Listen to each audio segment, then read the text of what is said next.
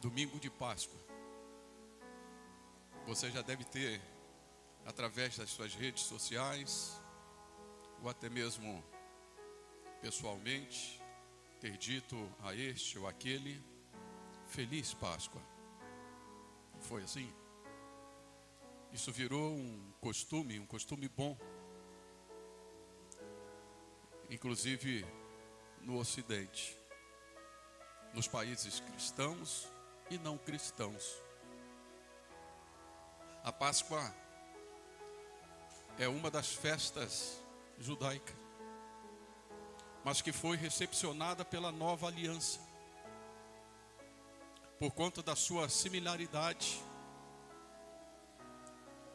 por conta dos cumprimentos das profecias que na antiga aliança os profetas disseram e vieram se cumprir então na pessoa bendita de Jesus. Quando da instituição da Páscoa, o povo de Israel, o povo de Deus, senta Mateus, o povo de Deus estava aprisionado, 430 anos trabalhando forçosamente para um rei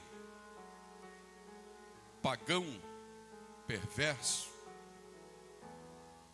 que maltratou o povo de Deus. Por desobediência, eles foram levados cativos. Mas lá, alguns deles, não poucos, intercederam a Deus e pediram ao Senhor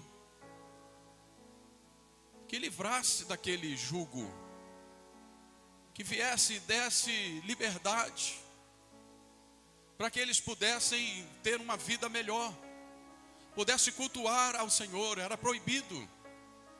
Trabalhavam de sol a sol, fazendo tijolos para um rei perverso, construindo uma obra da qual eles não tinham qualquer interesse, mas não podiam sair porque eram escravos. E Deus ouve então a oração daquele povo. Diz o texto que Deus do alto céu ouviu o clamor daquele povo sofrido. E ele recolhe então, escolhe a Moisés, que foi criado no palácio de Faraó, como filho da filha de Faraó, criado nos ensinos egípcios, mas que em dado momento sentiu-se necessidade de fugir e abandonar aquela vida que ele possuía. E não sabia ele que Deus estava no comando. Não sabia ele que Deus estava com tudo dentro dos seus controles. E o Senhor então, diante de uma sarça, diante de uma árvore, um arbusto que não pegava fogo, não se consumia, o Senhor o chama para esta grande missão. Ele precisava retornar para o Egito, de onde saiu fugido, e agora com uma missão de libertar o povo de Deus. E essa liberdade aconteceu após algumas intervenções divinas. Deus trabalhou através de Moisés, antes, porém, trabalhou nele, para que ele pudesse acreditar de que o que estava por ser feito, ou por fazer, era a vontade de Deus. E Moisés, por último, de toda aquela intervenção, o Senhor então vem com a última, que foi a morte dos primogênitos. Nossas crianças têm aprendido isto na escola bíblica dominical. A maioria dos adultos que aqui se encontram também sabe dessa história. Então nós vamos dar um salto para aquela noite, para que o anjo da morte não matasse o primogênito, o primeiro da família. Era necessário então que as famílias se reunissem. Se fosse uma família grande ou uma família pequena, juntar-se-ia 2 ou 3 ou mais famílias, e ali mataria um animal. O seu sangue seria espargido nos umbrais da porta, do lado de fora de cada casa. Eles deveriam comer aquele animal, aquele cordeiro, que servia de resgate para aquela família, deveria comê-lo assado, deveria comê-lo com ervas amargas, lembrando o labor, lembrando os anos de cativeiro, e deveria também comer com pães asmos, ou seja, pão sem fermento. Esta é a Páscoa da antiga aliança. Aquele cordeiro foi imolado, ele foi morto pelas famílias que estavam dentro dos seus lares. Vários cordeiros foram mortos, porque eram um grande número de pessoas, grande número de hebreus que lá estavam cativos. Pois bem, na nova aliança, quando Jesus então, por esta terra andando, e ele chega até o Rio Jordão, onde ali estava a batizar João Batista. João Batista, que até então não conhecia, sabia que ele já estava por vir e já se apresentaria o Senhor, o Messias, o Mestre.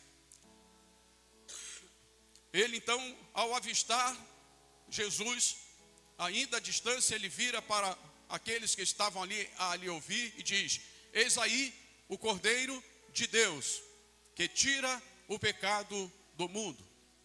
É por esta razão que eu disse que a Páscoa, ela é recepcionada na nova aliança.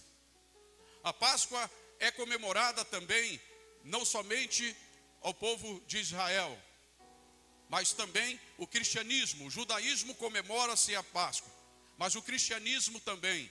Só que, durante os anos, alguns elementos foram introduzidos.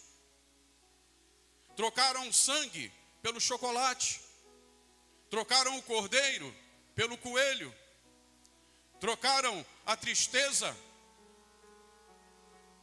do cativeiro pela uma alegria efêmera. E com isso nós começamos então a nos afastar do propósito que é a Páscoa. Eu iniciei dizendo, você disse a algumas pessoas hoje, feliz Páscoa. Mas para ter uma Páscoa feliz, eu preciso entender o que significa Páscoa. A Páscoa significa vida, e vida em abundância.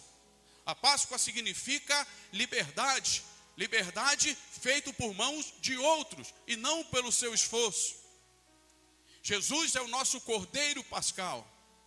Nele obtivemos vida e vida em abundância. Uma Páscoa para ser feliz, como nós desejamos a muitos nossos parentes e amigos, só é possível quando nós temos a compreensão de que Jesus, ele deu a sua vida por nós. Jesus entregou por inteiro, ele nos amou até o fim. Ele mesmo disse, ninguém atira de mim em relação à sua vida. Eu mesmo dou minha vida e tornarei a reavê-la. O que ele estava dizendo? Ele estava dizendo acerca da sua ressurreição. E é sobre a ressurreição que eu quero tratar com os irmãos. Poderemos tratar aqui, até por conta da ceia, falar do sacrifício de Jesus. Um sacrifício substitutivo. Um sacrifício que ele fez, suportou por nós. Como nós já cantamos hoje neste culto. E dado momento, alguém recitou o livro de Isaías, capítulo 53. Ele levou sobre si as nossas pisaduras. O castigo que nos traz a paz estava sobre ele. Se eu não tiver uma compreensão disto, eu não terei uma Páscoa feliz. Apesar de ter ovos de chocolate, apesar de ter bombons, apesar de ter guloseimas e se reunir a família, mas a Páscoa, ela só tem a tradução de vida, de paz, quando entendemos que foi através de Cristo que a nossa liberdade foi obtida. Aquele povo lá no Egito não seria liberto se não fosse a intervenção divina. E Deus também interveio na humanidade, enviando o seu único filho, para que através dele pudéssemos obter vida e vida em abundância. Eu quero ler no livro de Atos dos Apóstolos apenas um versículo. No capítulo 3.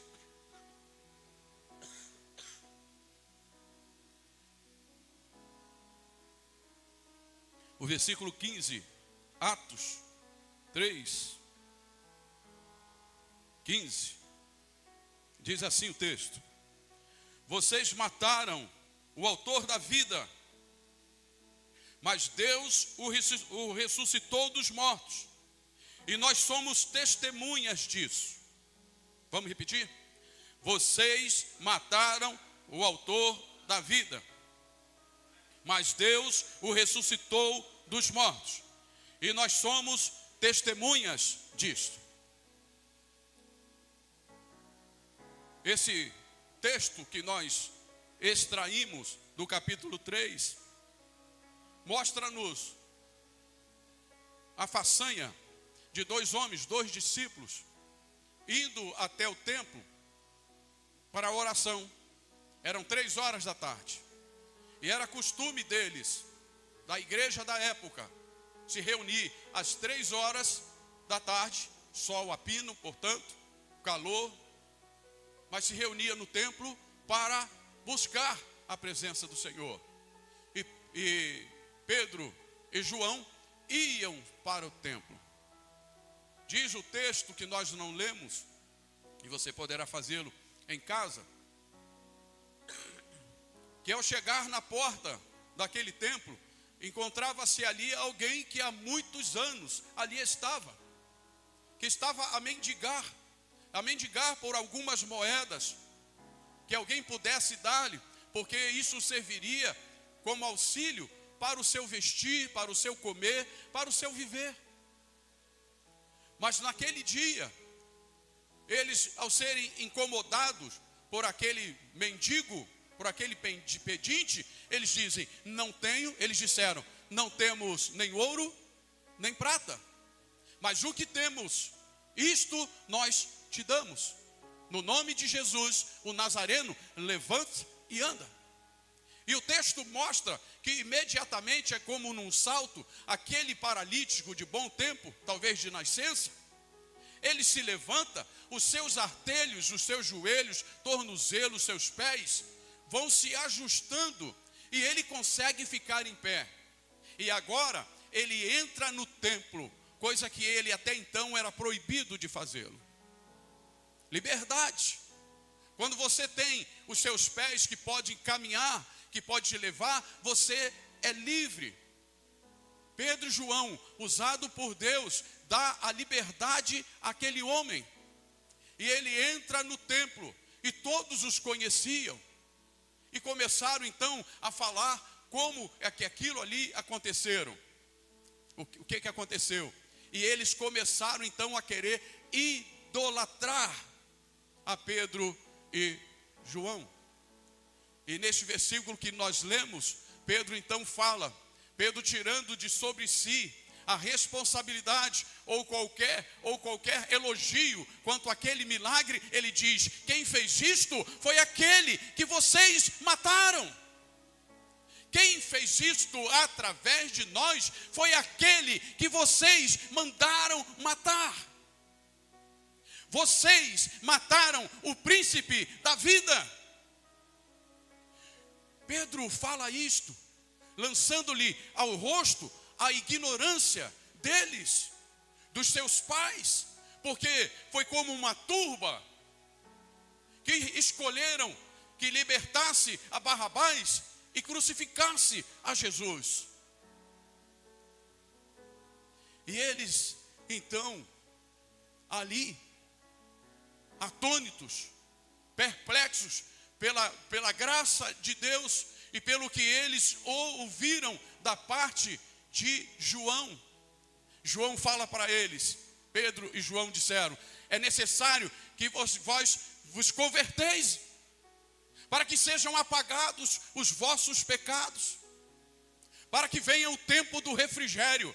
Porque se até então eles não sabiam que haviam matado o príncipe da vida, agora a verdade é revelada. E quando a verdade acerca do pecado é revelado, há um peso sobre nossos ombros. Quando a gente não sabe daquilo que praticamos, que desagrada a Deus, nós vivemos livre, leve e solto, aparentemente. Mas quando alguém, como uma ação profética, como uma palavra de profeta, diz: você pecou, há um peso.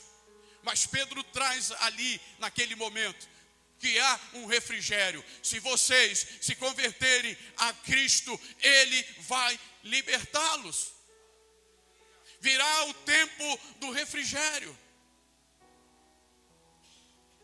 Jesus ressuscitou.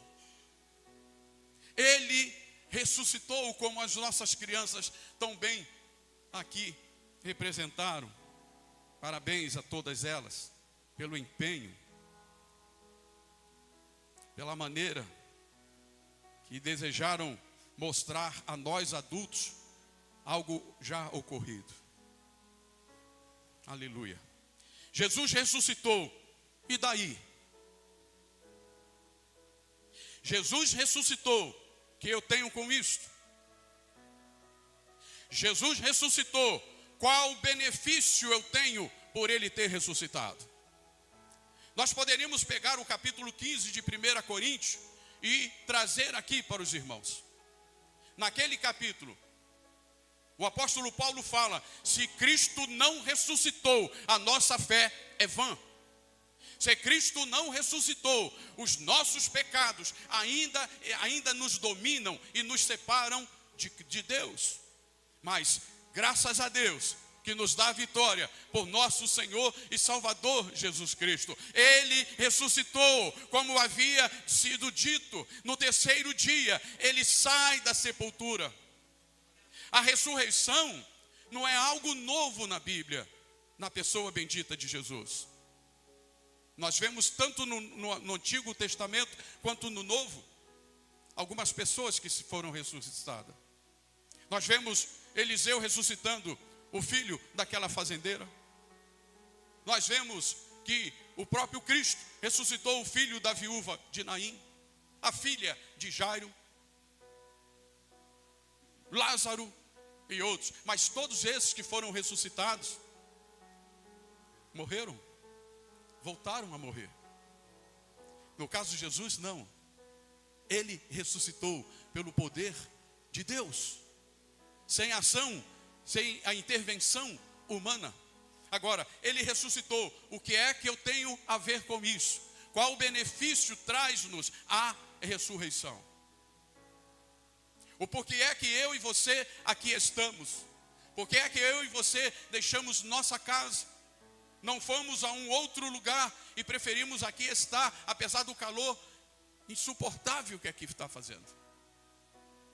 Nós viemos aqui porque nós queremos adorá-lo. Aquelas mulheres levantaram de madrugada. Aquelas mulheres tinham medo de serem estupradas. Aquelas mulheres tinham medo de serem roubadas. Havia malfeitores, mas o desejo de adorar ao seu Senhor era maior que o medo. No caminho elas conversavam entre si: como é que nós vamos remover a pedra? Não tinha quem. Era uma pedra grande, pesada. Como que aquelas mulheres removeriam a pedra para dar continuidade ao embalsamento do Senhor? Então, nós vivemos em um momento Em um mundo marcado pela incerteza, pelo medo da morte e busca por sentido. Mas a Bíblia nos apresenta o quê? Uma mensagem transformadora. Jesus Cristo, o autor da vida, morreu e ressuscitou. Nós temos medo de morrer. Quando nós não conhecemos a Cristo, temos medo de morrer. E a morte é sem aviso. Eu falei hoje pela manhã, uma irmã, que aceitamos Cristo, eu aceitei primeiro que ela, encontrei a Cristo primeiro que ela, mas ela era mais velha que eu, mas graças a Deus que ela também encontrou a Jesus. Ela devia estar com seus 69, 70 anos, e anteontem, se aprontando para ir para a igreja, trocou de vestido, tomou o banho, trocou o vestido, enquanto a neta e a filha se arrumavam, ela sentou-se numa cadeira. E quando as duas então haviam se preparado, a neta foi lá: vovó, vamos. Vovó, vão. Vovó, vão.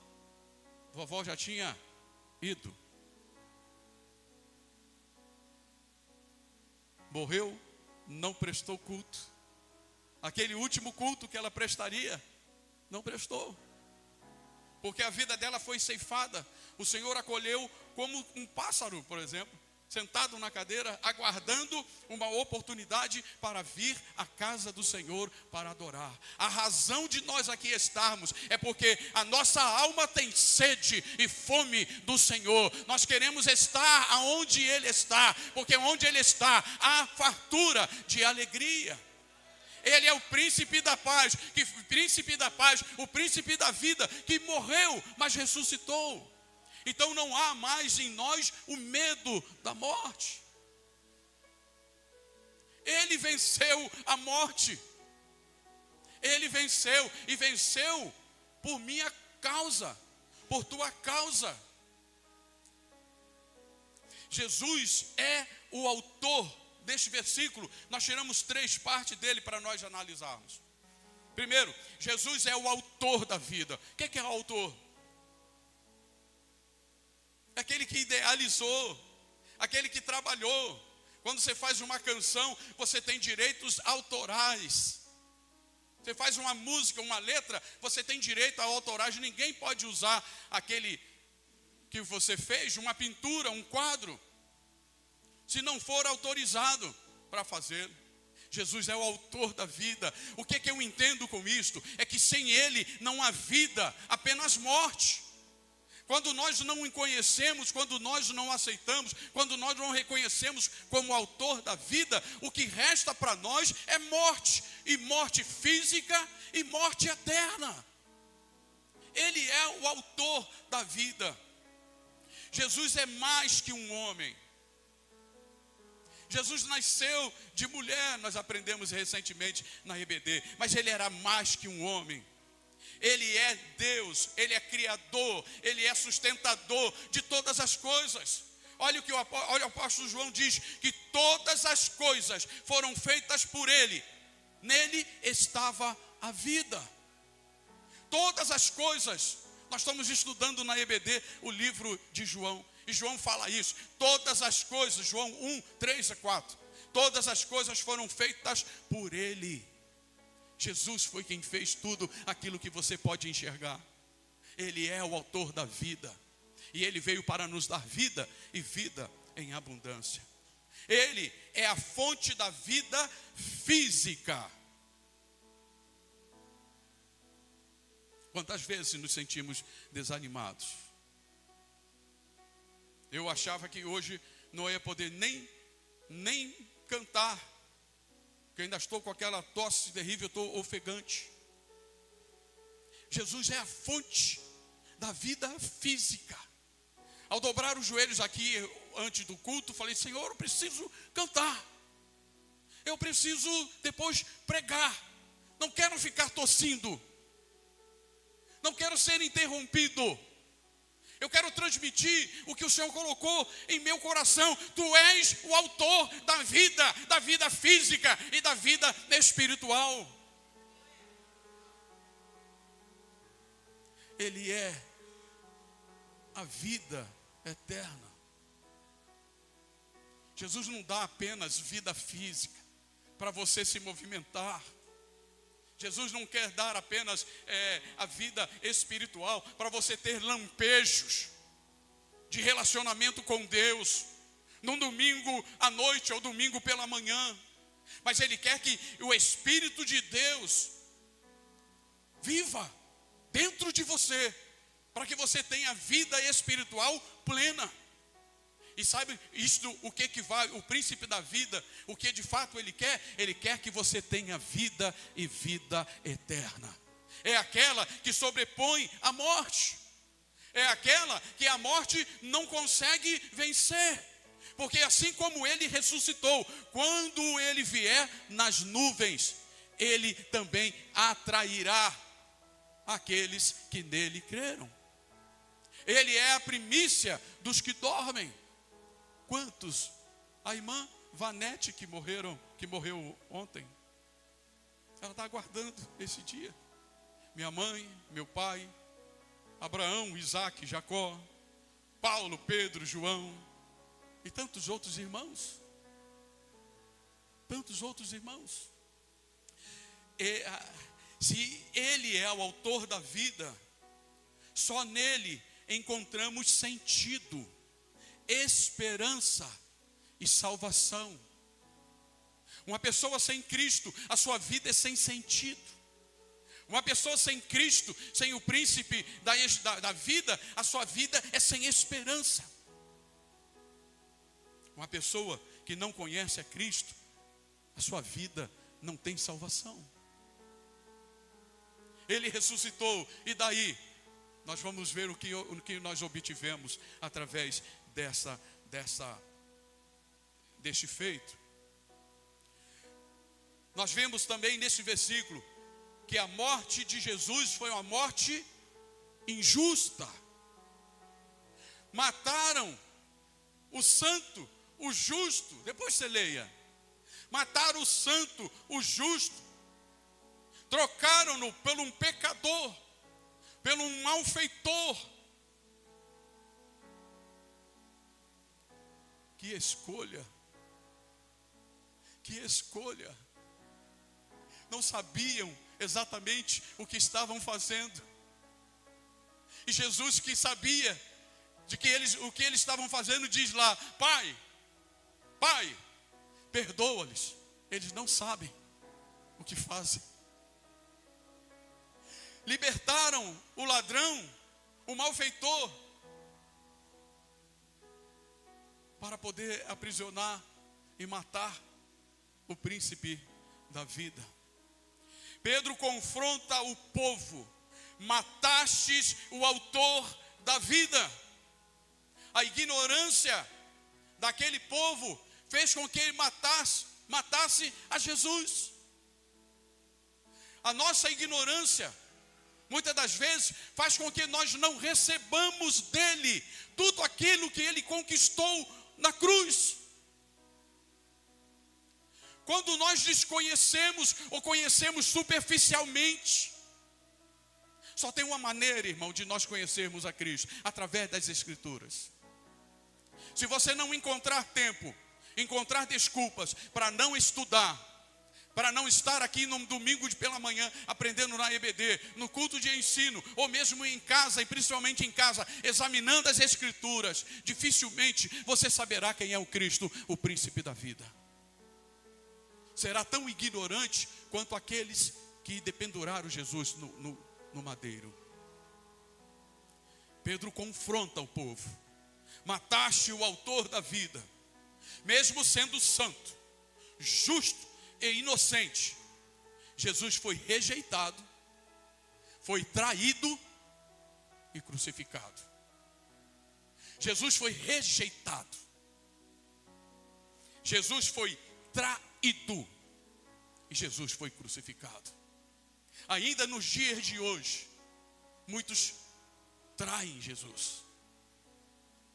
Ainda nos dias de hoje, apesar do que está escrito, e o que foi escrito para o nosso aprendizado, para o nosso ensino, Jesus ainda é rejeitado. No dia de hoje é possível que alguém tenha trocado o cordeiro pelo coelho. possível que alguém, dizendo-se cristão, tenha dito aos seus filhos, netos, sabe lá quem, mais, de que o coelho é mais importante que o cordeiro. Mas é o cordeiro de Deus que tira o pecado do mundo. Se não houver cordeiro, o coelho não faz aquilo que o cordeiro é capaz de fazer. É através do sangue do cordeiro que os nossos pecados são lavados. As nossas vestes são lavadas no sangue do cordeiro. Eu não posso substituir.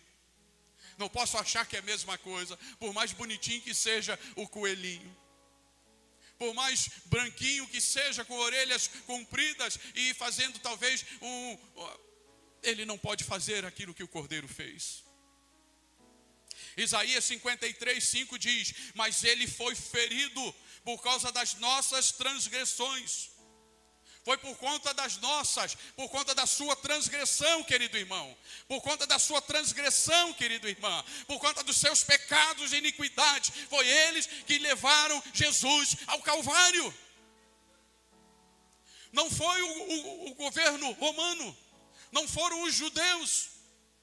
Não foi a turba que clamou. Foi os seus pecados que levaram Jesus ao vitupério. É por isso que no dia de ceia, Jesus fala: fazei isto em memória de mim. Não esqueça do que eu fiz por você. Não esqueça o que eu fiz. O que eu fiz, ninguém poderia fazer. Nenhum outro. Não há nenhum justo sequer. Deus olha do alto a baixo, diz o texto, e ele não encontra um justo.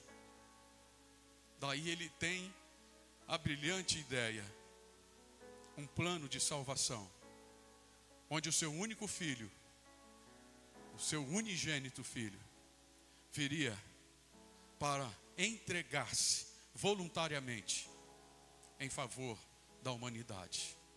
E Jesus fala isso quando ele vai à casa de Zaqueu. Zaqueu, o filho do homem, veio buscar e salvar o que se havia perdido. Paulo fala no capítulo 3, 23 de Romanos, diz que todos pecaram. E destituídos, alijados, lançados fora da presença de Deus foram. Mas Jesus veio nos religar. Jesus, com o seu sacrifício, veio nos religar. Veio nos reconectar com Deus. É Ele que faz com que nós deixemos de ser filhos da ira para sermos filhos de Deus. E o apóstolo João, no capítulo 1, ele fala: a todos aqueles que o receberam, deu-lhes o poder de serem feitos filhos de Deus. Então a filiação a Deus não se dá por intermédio de um outro ser, a não ser a Cristo. Eu vou explicar melhor. Se eu sou filho de Deus em Cristo Jesus, os meus filhos precisam entregar as suas vidas também a Cristo para ter o mesmo direito que eu. Entendeu? Não passa de mim para eles. Não passa de mim para ela. Não passa de mim a filiação obtida através do sacrifício de Cristo. Não passa de mim para os meus netos. E cada um de nós que aqui está, precisamos sim reconhecer o sacrifício vicário. Reconhecer que a cruz está vazia, que a tumba está vazia, mas que o trono está cheio por alguém que nos amou até o fim e veio para nos fazer filhos de Deus. A sua morte não foi um acidente, mas parte de um plano redentor de Deus. Não foi um acidente. Não foi. Aí ele veio, poxa, era tão bonzinho, tão legalzinho, morreu. Jesus sabia. Jesus sabia o que ele estava fazendo.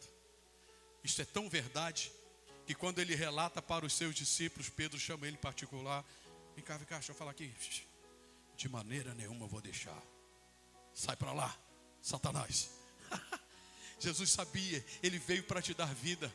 Nada poderia impedi-lo. Nada impediria de que ele cumprisse todo o propósito, todo o plano de Deus por amor a você.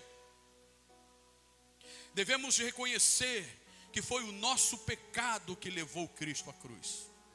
Isto nos chama ao arrependimento. Lembra do que Pedro falou àqueles que estavam querendo idolatrá-lo? Primeiro ele diz: vocês mataram, vocês são assassinos, vocês mataram o príncipe da vida. Mas não fica só nisto.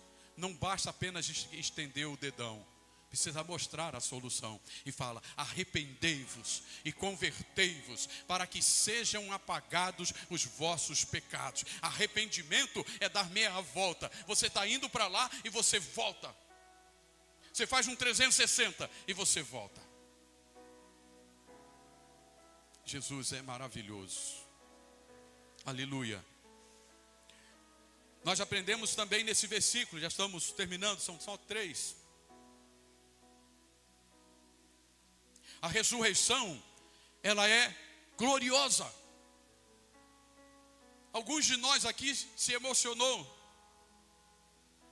com a apresentação das nossas crianças. E não teve facho de luz. Não teve música. Agora imagina o que viram primeiro aqueles soldados que foram orientados. Olha, foram 16, se eu não estiver errado, veja para mim, 16 soldados para tomar conta de um morto. E aqueles camaradas, se acontecesse alguma coisa de alguém roubar, eles seriam o defunto, eles seriam mortos. Dá para dormir na hora desse jeito, Marcílio? Será que dá sono? Dá não, a bilha do camarada está aberta. Mas dado o momento, um terremoto. E eu tenho para mim que veio também um facho de luz. E aquela pedra cujas mulheres vinham pensando: como é, quem é que vai? Não tem nenhum homem.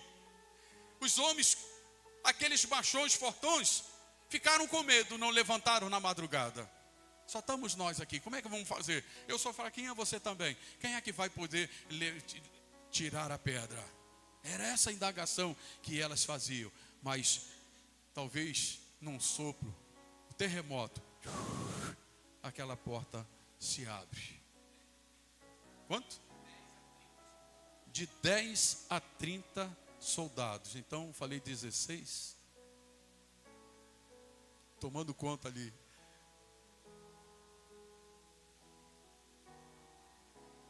A ressurreição é gloriosa. Olha o que Pedro afirma: a quem Deus ressuscitou dentre os mortos. Quem ressuscitou Jesus? O próprio Deus. Não foi ação humana. Por mais que aqueles de 10 a 30 soldados ali estivessem, eram nada para aquilo que Deus queria fazer. Eles foram, na verdade, testemunhas. Testemunhas. A ressurreição é a vitória final de Deus sobre o pecado, a morte e o inferno. Quando Cristo ressuscitou, a nossa vitória. É por isso que Paulo fala no capítulo 15: mas graças a Deus que nos dá a vitória por nosso Senhor e Salvador Jesus Cristo. Porque antes ele fala: onde está, ó morte, o seu aguilhão? Onde está, ó morte, a sua vitória? Tragada foi a morte na vitória. Jesus ressuscita e a morte é vencida. Agora temos certeza de vida e vida em abundância. Ele não passou mais que o tempo necessário no sepulcro. Ele sofreu, apanhou, foi chicoteado, carregou uma tora de madeira por longo período, já enfraquecido, porque ele já havia passado uma noite sem dormir, sem se alimentar. Porque o texto diz que após terem comido a ceia, eles partem então para o Monte das Oliveiras, eles sabendo de tudo aquilo que haveria de passar. E ele, dado momento, ele fala: Pai, se for possível, passa de mim esse cálice. Em outras palavras, Pai, se for possível, eu não queria provar o que eu sei que eu vou provar. Mas ele foi obediente. O apóstolo Paulo fala que ele foi obediente, e obediente até a morte, e morte de cruz. Ele foi obediente ao plano de salvação elaborado no céu para poder salvar você. E às vezes não damos a devida atenção àquilo que ele fez. Às vezes nós temos uma vida que desagrada, que não glorifica, que não exalta, que não elogia, que não adora a Deus. A ressurreição é a vitória final de Deus sobre o pecado. O pecado agora não tem mais domínio sobre nós. Ele venceu o pecado. Ele foi tentado e ele venceu, para provar a mim e a você que nós também podemos vencer. Nele obtivemos vitória, nele obtivemos força. É por isso que o apóstolo Paulo diz aos Efésios: no demais, irmãos meus, fortalecei-vos no Senhor, fortalecei-vos na força do seu poder. Romanos 6,9 diz: Cristo ressuscitado dentre os mortos já não morre. A morte não tem mais domínio sobre ele. Se não tem mais domínio sobre ele, não terá também sobre nós. Ei, peraí, pastor. O senhor falou agora há pouco que a irmã Vanete morreu lá no Rio de Janeiro. Sim. A morte física, que é fruto do pecado, da desobediência, lá no Jardim do Éden, nós haveremos de passar. Mas a morte espiritual não.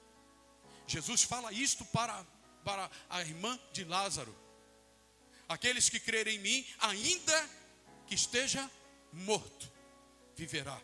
Ele está tratando ali do arrebatamento. Os mortos ressuscitarão primeiro, e nós, os vivos, seremos transformados, e juntos seremos elevados aos céus. Juntos, os mortos não serão esquecidos. É possível que alguns de nós aqui, que perdemos os nossos entes queridos, esquecemos até o aniversário de quando eles faziam. Não é verdade? Pode ser que amanhã, quando eu partir, ninguém nem lembra de que... Mas o Senhor não me esquecerá na tumba. Mesmo que já não tenha mais corpo, mesmo que não exista nem mais ossos, mas no pesteranjar, no soar da última trombeta, os mortos ressuscitarão primeiro. E nós estaremos juntos para estarmos de eternidade a eternidade com aquele que nos amou até o fim. Foi por isto que ele entregou a sua vida por nós. O que a ressurreição de Jesus é para mim e para você, irmão? O que a ressurreição de Jesus é para mim e para você? Ela é a base da nossa fé. A ressurreição de Jesus é a base, é o alicerce da nossa fé. Se nós não crermos, tiver dúvida de que Jesus ressuscitou, a nossa fé é uma fé cambaleante. A base, o que sustenta-nos a permanecer firme e constante, é saber que Jesus ressuscitou. E como é que nós sabemos? Os textos bíblicos nos mostram. Hoje ao chegar em casa, enquanto as mulheres preparavam o alimento, nós vimos uma reportagem da Aline. É uma brasileira que mora em Israel. E ela tem um canal que diz Aline em Israel. E hoje ela fez um vídeo curto mostrando a tumba de Jesus, vazio. Anualmente pessoas vão daqui para lá ou de outros lugares do mundo só para verificar a tumba vazia. Mas eu não preciso ir lá para ter a certeza de que ele ressuscitou. Ele primeiro apareceu às mulheres, depois ele apareceu aos 12, depois ele apareceu àqueles que estavam a caminho de Emaús, e por último, no livro de Atos você vai encontrar que mais de 500 pessoas viram o momento em que ele foi assunto ao céu. No momento em que ele falando, dando as últimas ordens e terminando ali o seu tempo de aqui está, que ele precisava subir para o Pai, ele vai falando e vai sendo elevado, vencendo a força da gravidade. E ele é ocultado, escondido pelas nuvens. Imagina a tristeza daqueles que tocaram nele, daqueles que receberam ensino dele, daqueles que viram ele curar, libertar oprimidos, como aquele homem de Gadara, de ressuscitar mortos, como a filha de Jairo. E agora, como é que faz? Aos anjos aparece e fala: ei, varões galileus, por que estáis olhando para o alto entristecidos? Este mesmo Jesus que viste hoje subir ao céu, voltará da mesma maneira que o viste ir. É nas nuvens que nós nos encontraremos. Aleluia. Essa é a nossa esperança. Não estamos aqui apenas cumprindo tabela. Nós temos uma viva esperança. Ele ressuscitou e nos deu a certeza de que se morremos hoje, não ficaremos escondidos, esquecidos na tumba. Ele nos levará, ele virá para buscar. A sua palavra é fiel, é verdadeira. Ele mesmo diz de si mesmo que ele é a verdade. E ele diz: aonde eu estiver, vós estejais comigo. Você vai estar, querido irmão. Nós estaremos com ele de eternidade a eternidade. Pode ser hoje, pode ser amanhã, pode ser qualquer um outro dia. Mas a nossa esperança é de que ele virá. A base da nossa fé é a ressurreição de Jesus. A garantia da vida eterna é a ressurreição de Jesus. A vitória sobre o pecado e a morte é a ressurreição de Jesus. Nós não conseguimos vencer o pecado se formos apenas com a nossa força. Mas nele nós podemos. Posso todas as coisas. Em quê? Naquele que me fortalece. Cristo ressuscitou e oferece vida eterna a todo o que crê. Não é para alguns, não são para os escolhidos, não é para uma casta, um segmento de pessoas deste ou daquele país. Não, é para todo aquele que crê. Para todo aquele que crê, ele oferece vida eterna.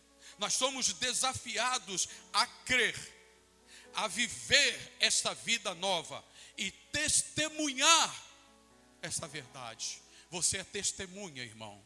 Aonde você estiver, é necessário que você testifique. E Jesus fala isto quando na ocasião da ceia: e toda vez que comerdes este pão e beberdes este cálice, anunciais a minha morte até que eu venha. O que você tem feito com esta ordenança? O que temos feito com a ordenança do Senhor? Temos proclamado a Cristo, a este, aquele e aquele outro, ou temos nos acovardado?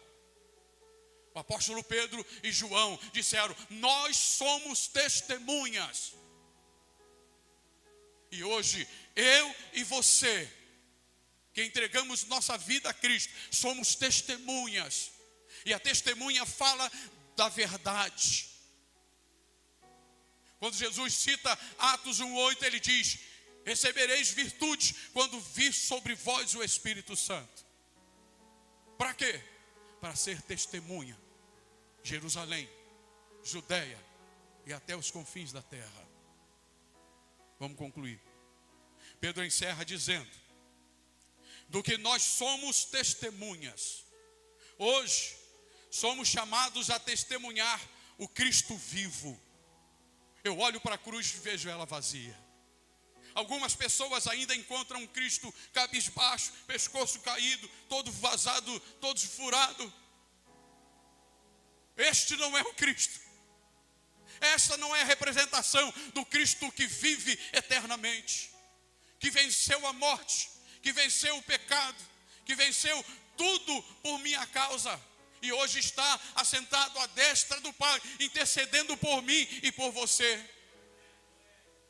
No momento em que você se sente enfraquecido, com desejo de desistir, Ele diz: eu te esforço, eu te ajudo, eu te sustento com a destra da minha justiça. A nossa força vem dEle. É a Ele que nós servimos. E é para Ele que aqui estamos.